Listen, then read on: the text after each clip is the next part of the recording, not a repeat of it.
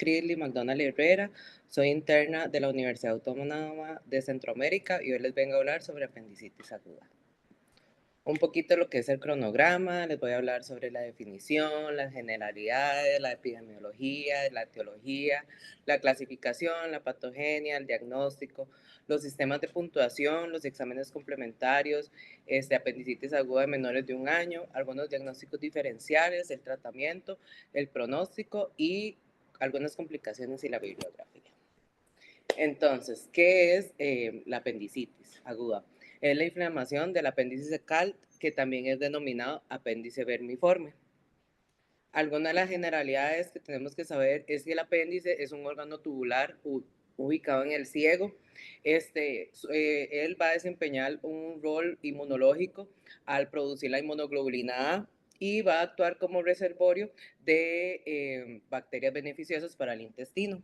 La apendicitis aguda, su principal patología va a ocurrir por lo que es la obstrucción de su luz generando inflamación, más que todo generando inflamación e infección polimicrobiana, principalmente por lo que es el E. coli. Ya en casos de perforación puede involucrar hasta 14 microorganismos diferentes. Su tratamiento es la apendicectomía, la cirugía de emergencia más común que se puede realizar ya sea de forma abierta o laparoscópica, siendo más efectiva para prevenir complicaciones más graves como lo que va a ser una perforación o una peritonitis. De epidemiología, esta apendicitis es la causa más importante de operaciones abdominales urgentes en lo que son niños y adolescentes. Esto es más frecuente en escolares con una máxima incidencia entre los 9 y 12 años. Es muy raro, ¿verdad?, que lo veamos en menores de 1 año, pero no se descarta. Es de predominio en el sexo masculino.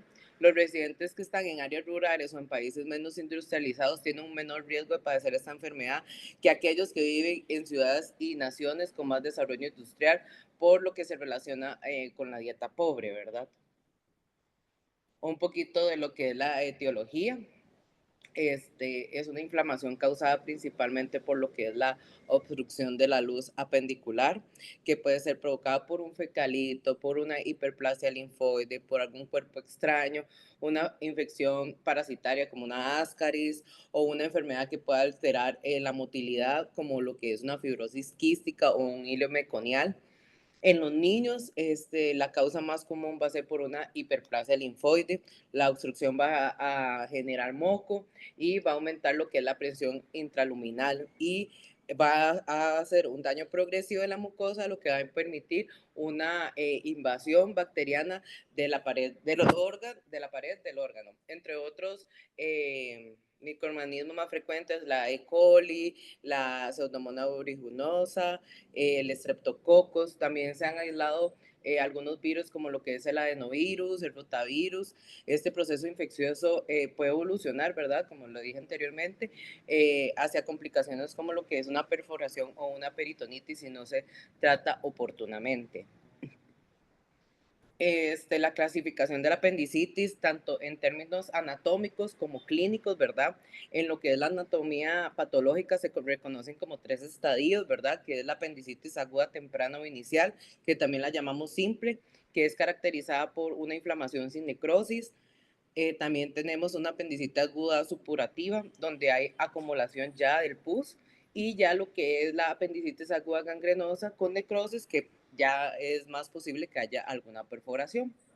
Desde el punto de vista clínico, la clasificación más relevante va a ser la apendicitis no complicada, que no presenta necrosis, ni gangrena, ni perforación macroscópica, ni peritonitis. Generalmente está asociado con los 2 primeros estadios anatómicos y tiene un mayor riesgo a lo que es una infección postquirúrgica. Ya lo que es una apendicitis complicada, eso va a incluir lo que es una gangrena, una perforación, una peritonitis, algunas complicaciones extraabdominales que pueden llevar a un mayor riesgo de infección de la herida quirúrgica. Entonces aquí hablamos un poquito, ¿verdad? De lo que les enseñaba, ¿verdad? La apéndice no complicada y la apéndice complicada.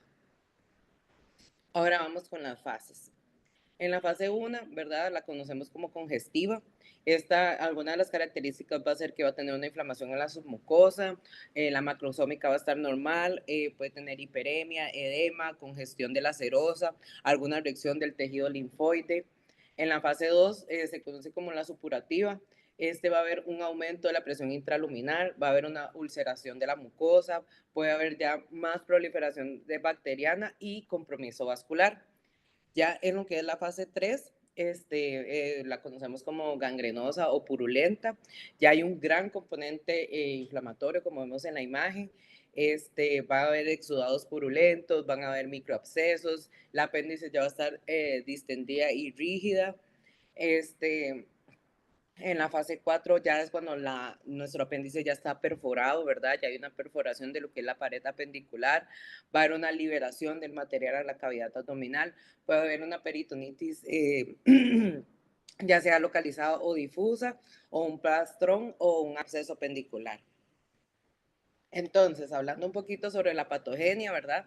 La obstrucción a la luz es el primer paso, ¿verdad? Del apéndice, que suele ser el desencadenante inicial. Va a haber una acumulación de moco, ¿verdad? Debido a esta obstrucción se va a ir acumulando este moco que puede provocar una distensión y un incremento de la presión dentro del lumen apendicular, y a medida de que aumenta la presión se va a producir lo que es una congestión, un compromiso del suministro vascular, lo que puede llegar a una isquemia, que es la falta del flujo sanguíneo, y una necrosis, que ya es la muerte del tejido. Eh, la mucosa del apéndice se lesiona progresivamente, lo que va a permitir la invasión de las bacterias y va a causar lo que es la infección y la inflamación. En el diagnóstico positivo de apendicitis se va a sustentar en varios aspectos clínicos relevantes que puedan ayudar a identificar esta enfermedad, tanto como los antecedentes del paciente, como los síntomas y los signos observados durante el examen físico.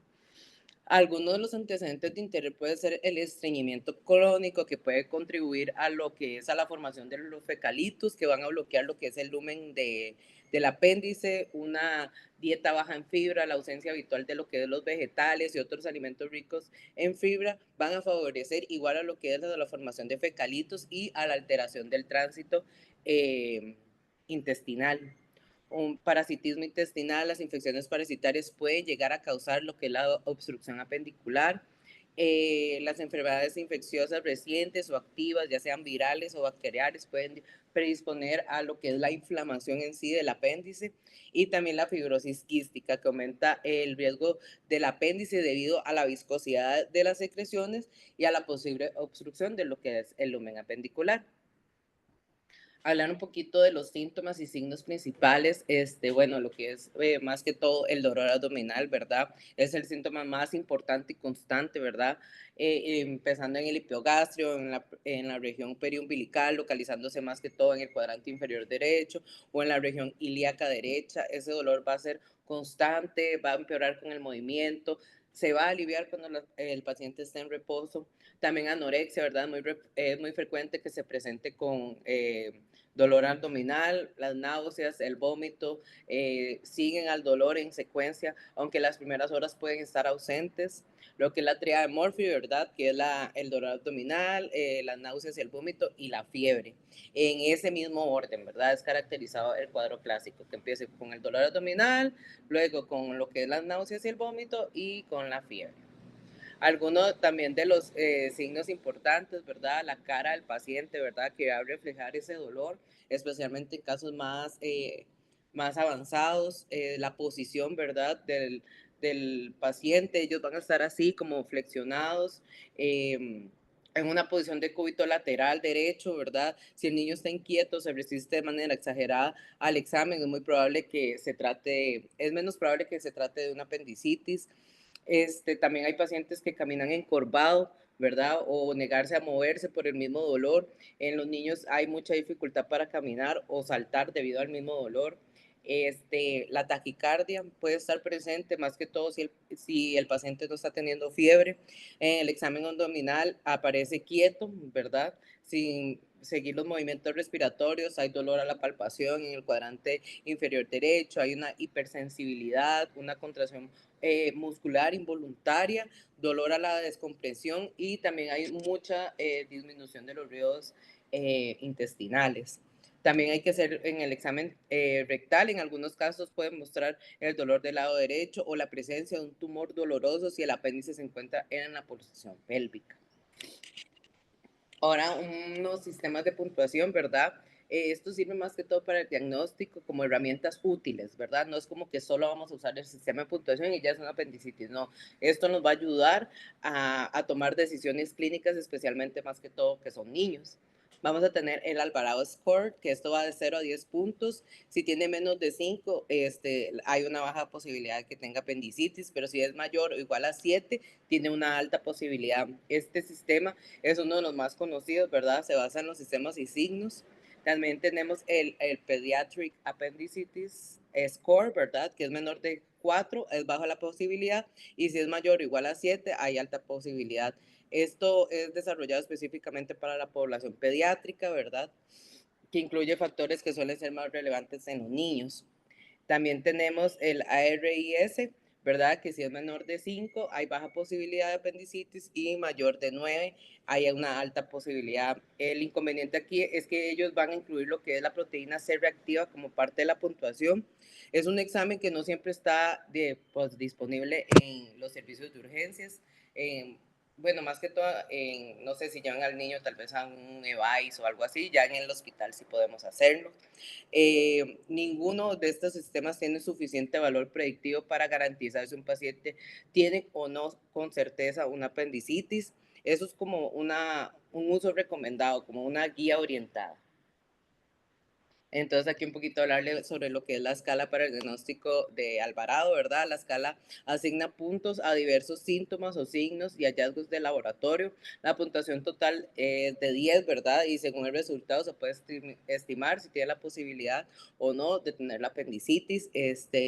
Los aspectos clínicos y de laboratorio como síntomas, la migración del dolor de la fosa ilíaca un punto, la anorexia un punto, las náuseas y vómitos un punto, los signos, el dolor del cuadrante inferior derecho, un punto, el de rebote 2, la fiebre, un punto. En lo que es laboratorios, una leucocitosis, un aumento de los glóbulos blancos va a tener 2 puntos, una desviación a la izquierda, ¿verdad? También un punto. Entonces, la interpretación se va a ver que de 0 a 4 hay una baja posibilidad de apendicitis y el manejo puede ser conservador o con observación. De 5 a 6 puntos con probabilidad intermedia se pueden realizar unos estudios adicionales o ingresar para ver observación.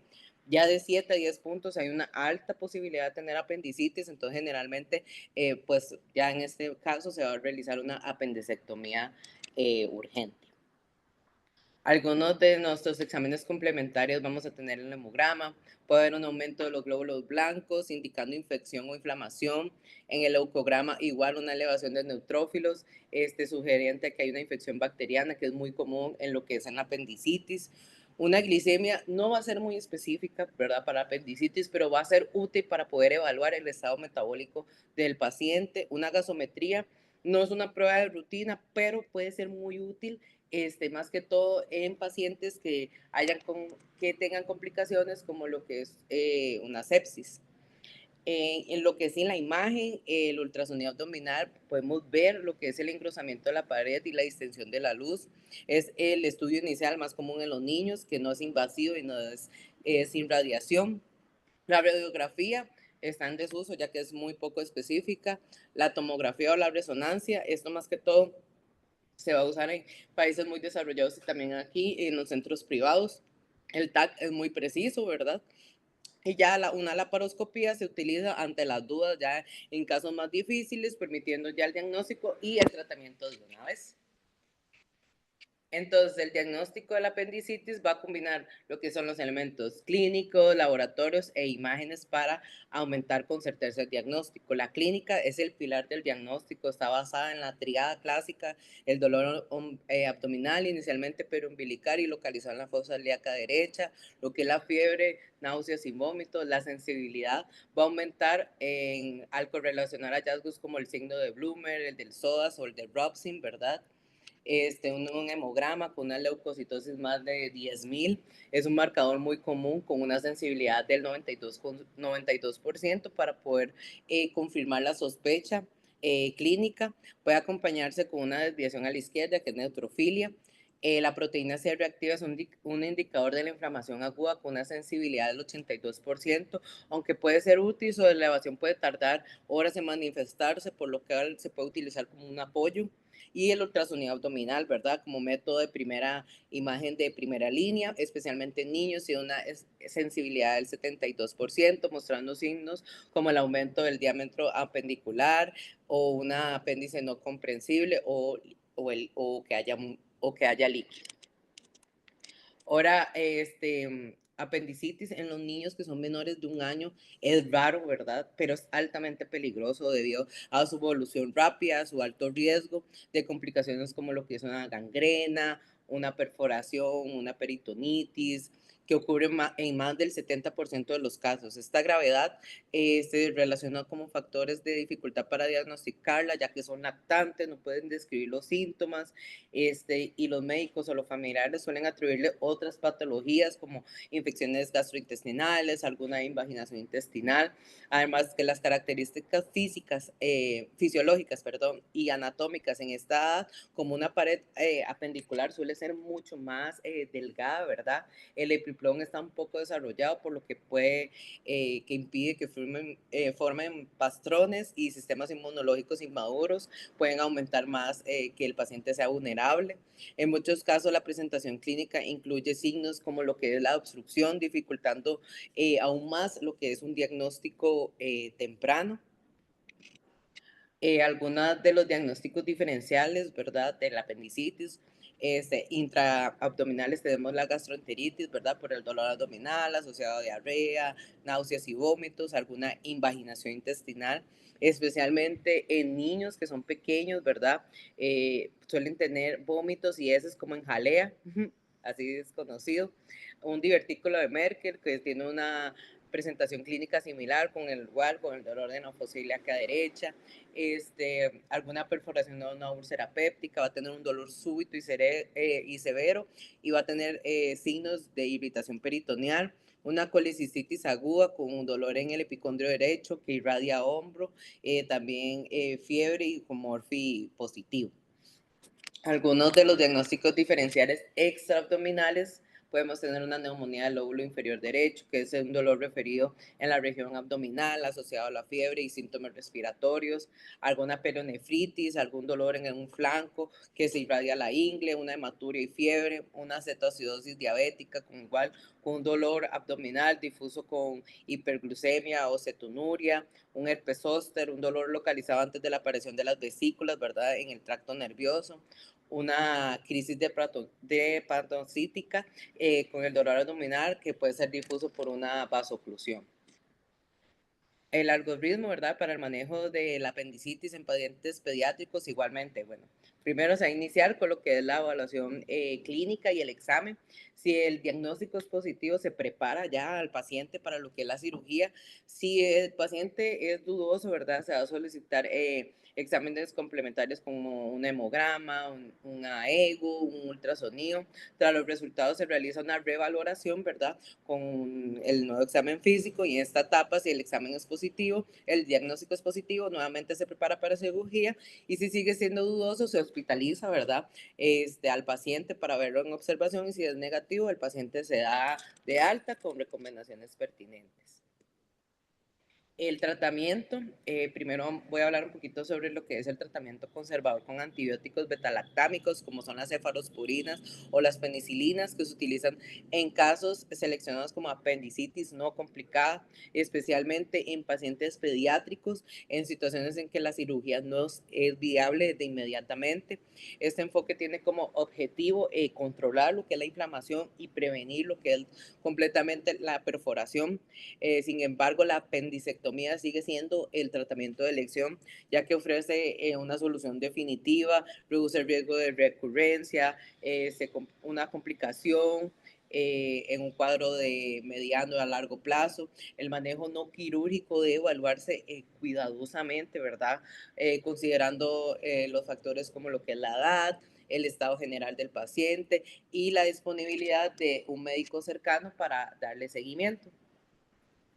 En el tratamiento preoperatorio, ¿verdad? La apendicitis se debe tomar estas siguientes medidas, como lo que es el ayuno, ¿verdad? Suspender la ingesta de líquidos y alimentos para poder preparar a nuestro paciente para lo que es la anestesia, el control de la fiebre, administrar dipirona intramuscular de 20 a 25 miligramos por kilogramo o diclofenato intramuscular de 1 a 3 miligramos por kilogramo según la necesidad del paciente y el peso, una hidratación parenteral, ¿verdad? Si el paciente presenta deshidratación, administrar un golpe de agua, ya sea con solución salina o lactato de Ringer. Estas intervenciones va a buscar más que todo estabilizar a nuestro paciente y controlar la infección y para poder reducir lo que es las complicaciones ante una cirugía. Aquí están uno de los pasos, bueno, los pasos, ¿verdad? La preparación para una sala de operaciones en caso de apendicitis aguda en pediatría, según lo que es la Caja Costarricense de Seguro Social. Para pacientes hemodinámicamente estables, se administra una solución de mantenimiento según el peso, antibióticos como clindamicina y amicacina. Se realiza un hemograma completo y se procede a lo que es el quirófano. Ya en pacientes o en casos de apendicitis perforada con shock séptico, se debe colocar vías intravenosas de grueso calibre, una zona Foley, se tiene que monitorear la diuresis, se administra reanimación con solución fisiológica, antibióticos, se monitorean lo que son los electrolitos, los gases arteriales, se reserva sangre si es necesario, llevándolos al quirófano cuando están hemodinámicamente estables. Ya lo que es el tratamiento quirúrgico, ¿verdad? Incluye algunos enfoques, ¿verdad? Según lo que es el centro médico. En algunos lugares siguen el protocolo de alto precoz o recuperación multimodal postoperatoria como el Fast Track Surgery. La cirugía puede ser apendicectomía laparoscópica, ¿verdad? Que se utilizan 3 incisiones, ¿verdad? Como se ven aquí, 3 incisiones y una cámara o con una ya sea una apendicectomía abierta con una sola incisión en el abdomen. En las apendicitis complicadas se recomienda realizar cultivos de líquido peritoneal intraoperatoriamente, ¿verdad? En casos de peritonitis se debe aspirar el líquido y aunque no hay suficiente evidencia para recomendar o descartar el uso de drenajes abdominales, ¿verdad? Su colocación queda a criterio de lo que es el cirujano actualmente. Ya en lo que es el manejo posoperatorio va a incluir lo que es una hidratación parenteral, a las, más que todo, dextrosa al 5% de electrolitos a 2.000 mililitros al día, aumentando, y hay que aumentarlo si hay peritonitis. A las 4 o 6 horas después de la cirugía se va a iniciar lo que es la administración oral de líquidos claros, no gaseosos, como lo que puede ser agua, jugos, y se comienza la alimentación cuando se retire lo que es la sonda nasogástrica con signos de peristalsis intestinal recuperada, ya que es ríos hidroaéreos normales, sin náuseas o vómitos. Para el control del dolor se puede administrar analgésicos como lo que es el paracetamol o el tramol y un antimimético como Ovastrón intravenosamente en casos de que haya, aunque en casos de que haya vómito. Si esto persiste, puede considerar el uso de una sonda nasogástrica. El paciente debe sentarse y comenzar a deambular de 4 a 6 horas posoperatorias. Se planifica que en las primeras 24 horas, en casos de no complicada, no siga, digamos, como el tratamiento antibiótico, pero si ya es en casos más complicados, se va a prolongar lo que es el tratamiento de 3 a 5 días para que no haya nuevas complicaciones. El manejo de los pacientes con leucocitosis, ¿verdad? De más de 12.000, con fiebre persistente o poca tolerancia a lo que es la vía oral, se va a iniciar con ultrasonido, ¿verdad? Si el resultado es normal, se investiga otros focos infecciosos, incluyendo abscesos de la herida quirúrgica, que mediante el drenaje y tratamiento oral, ¿verdad? Se pueda mejorar el paciente. También podremos hacerles algunos exámenes complementarios como es un ego, una radiografía, un hemocultivo si es necesario. Si en ultrasonido ya es normal que se detecten colecciones intraabdominales, se cambia completamente la cobertura antibiótica, ya sea a cefotaxime o metronidazol intravenoso, realizando un nuevo control de ecográfico a las 72 horas. Si las colecciones aumentan o persisten, se debe considerar cambiarlo a lo que es un amplio espectro, como es la vancomicina. Si disminuye, se mantiene la cobertura, se va a repetir otra vez en 48 horas lo que es el ultrasonido y una vez resuelto, el paciente puede ser dado de alta. Se recomienda tomar cultivos, ¿verdad?, del líquido peritoneal en el quirófano para que sirva de guía en el tratamiento antibiótico. La apendicitis simple, solo el 15% va a requerir antibióticos sin hacerles apendicectomía. El 64% de los pacientes de los pacientes estables con apendicitis simple se les dio antibiótico preoperatorio y no se operaron, ya en la noche llegaron y no se operaron, en la noche llegaron a emergencias. En apendicitis operadas del 92% que se operaron de una vez y se le dan el antibiótico, los pacientes van a tener un mejor pronóstico. Algunas de las complicaciones del apendicitis puede surgir de su evolución natural o como consecuencia de lo que es el posoperatorio, con mayor riesgo de perforación en la niñez temprana.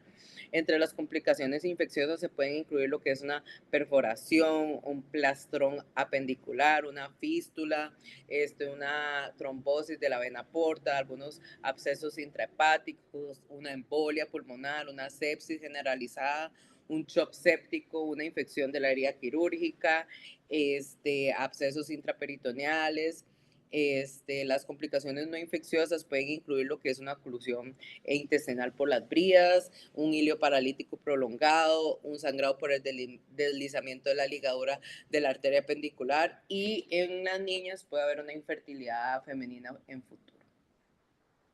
Entonces, el pronóstico en casos de apendicitis no complicadas tratadas quirúrgicamente, las complicaciones postoperatorias son mínimas, con una mortalidad inferior del 1%. Sin embargo, en lo que ya son las apendicitis complicadas, como aquellas que tengan con gangrena, perforación o peritonitis, el riesgo de complicaciones aumenta significativamente, especialmente en las infecciones de la herida quirúrgica, otras infecciones sistemáticas. Los factores que más predisponen a estas complicaciones incluyen a una duración de los síntomas mayor de 24 horas y que nuestro niño sea menor de 5 años.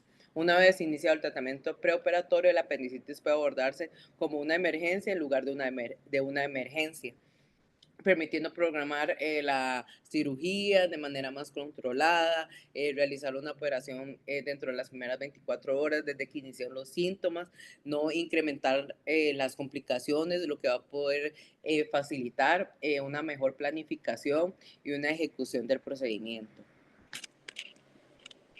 Algunas recomendaciones para el manejo de la apendicitis en los pacientes pediátricos incluye realizar un interrogatorio detallado para precisar la evolución de los síntomas y antecedentes relevantes, interrogando primero al niño, luego colaborando con los familiares. Se debe ganar la confianza del niño, ¿verdad? Más que todo para poder realizar el examen físico, dejando las maniobras dolorosas para lo que es el final.